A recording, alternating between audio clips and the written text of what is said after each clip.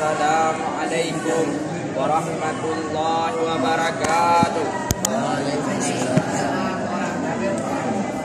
Tanam pinang rapat-rapat biar tidak bisa lewat anak babi berlari. Ucapkan salam sedikit yang menjawab. Aku ulangi sekali lagi. Assalamualaikum warahmatullahi wabarakatuh.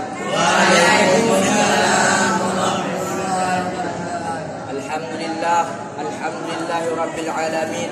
Wassalatu wassalamu ala asyrafil anbiya'i wal mursalin wa ala alihi wa sahbihi ajma'in.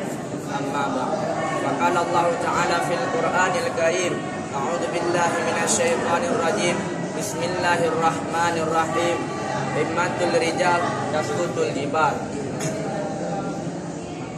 Allahumma rabbi shrah li sadri wa yassir li amri wahlul 'uqdatam min lisani yafqahu qawli.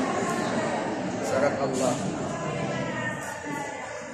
Sesudah mengucapkan basmalah, hamdalah, salah dan salam, kata-kata takzim wal ikraman kami terutama sekali kepada guru penguji dan mengalirnya kepada ma'asyiral muslimin sidang pendengar yang Allah muliakan.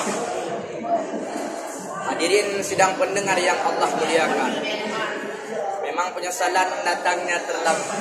Kita sering merasakan di saat itu sudah hilang dari hidupnya.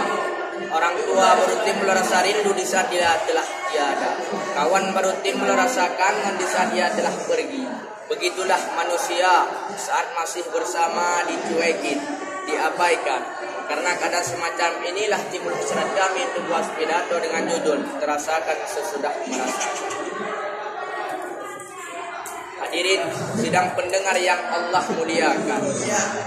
Pidato kali ini dengan landasan sebuah hadis dari Al-Hatim Al-Asyam riwayat Al-Bukhari yang berkata, apa katanya? Himmatul rijal tasqutul jibal. Semangatnya seorang pemuda dapat meruntuhkan gunung yang tinggi. Ini artinya dalam sedang pemuda itu tersimpan kekuatan yang luar biasa. Andaikan kekuatan yang maha dahsyat itu digerakkan,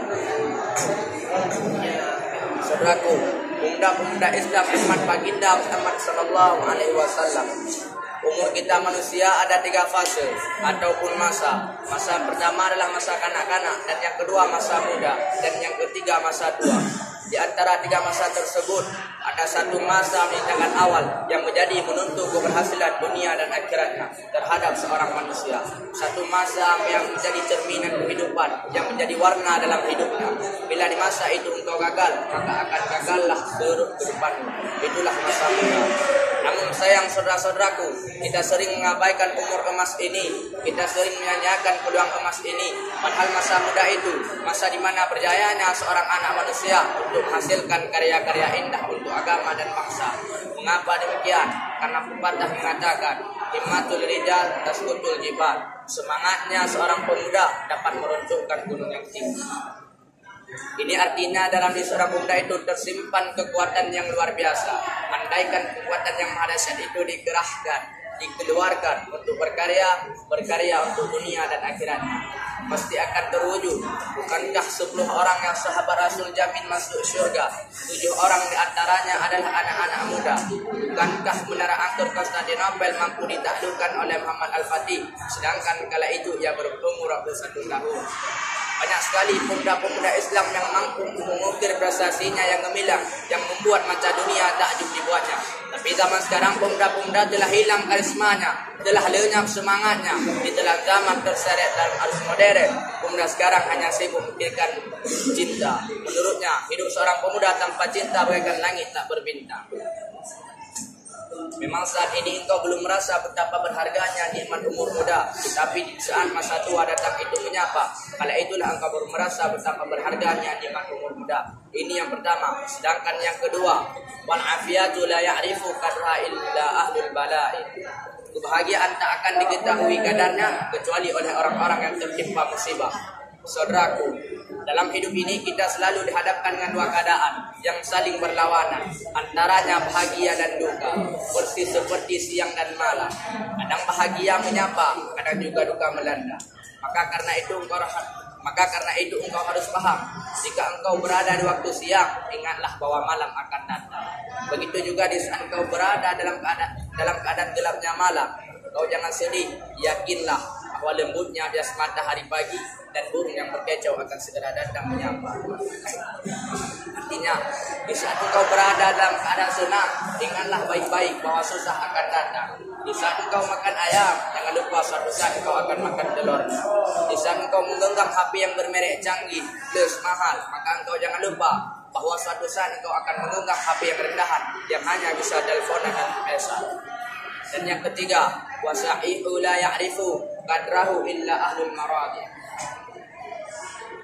Kesehatan hanya dapat diketahui oleh orang-orang yang sakit. Hadirin sedang pendengar yang Allah muliakan. Kesehatan adalah intan yang sangat mahal, mutiara yang paling berharga. Karena dengan nikmat sehat inilah kita berkesempatan untuk mengulang pahala-pahala yang banyak. Namun kita sering lalai.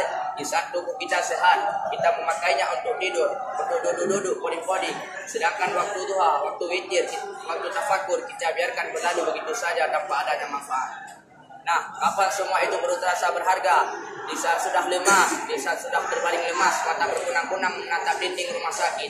Kala itulah baru timbul sadar. Maka dikala sedang sehat, ingatlah baik-baik bahwa sehat akan berganti dengan sakit. Hanya inilah yang dapat saya sampaikan dari sekian banyak yang telah saya sampaikan. Yang jadi kesimpulannya adalah ada tiga keadaan baru terasa nikmat di saat keadaan itu telah berganti.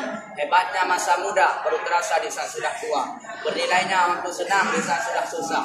Dan yang ketiga, berharganya masa sehat di saat sudah jatuh sakit. Hanya pada Allah lah kita mohon taufik agar umur muda yang Allah berikan, masa senang dan kesempatan itu dapat kita gunakan untuk mencari ridha Allah. Amin amin ya rabbal alamin. Akhirul kalam. Assalamualaikum warahmatullahi wabarakatuh. Waalaikumsalam warahmatullahi wabarakatuh. Syahir. Ya, berlah.